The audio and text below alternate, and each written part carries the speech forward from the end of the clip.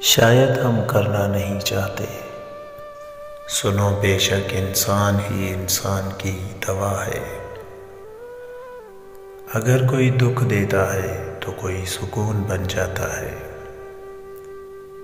कोई नफरत करता है तो कोई मोहब्बत देकर हिसाब बराबर करता है। कोई रुलाता है तो कोई मुस्कुराने की वजह बन जाता है।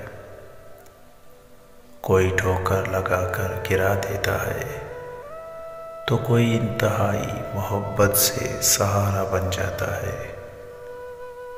मोहब्बत को सिर्फ लड़का और लड़की तक महदूद करने वालों की सोच बहुत महदूद है। मोहब्बत का जज्बा तो बहुत वसी है, इतना वसी कि हमारे सोच के आते में आ नहीं सकता। सो मोहब्बत को बहुत मोहब्बत से सोचें, इसमें गंदी सोच की मिलावट मत करें। और हाँ, एक बात और, अगर हमारे अंदर पॉजिटिविटी हो तो हम लोगों की नेगेटिविटी को बहुत आराम से पॉजिटिविटी में बदल सकते हैं।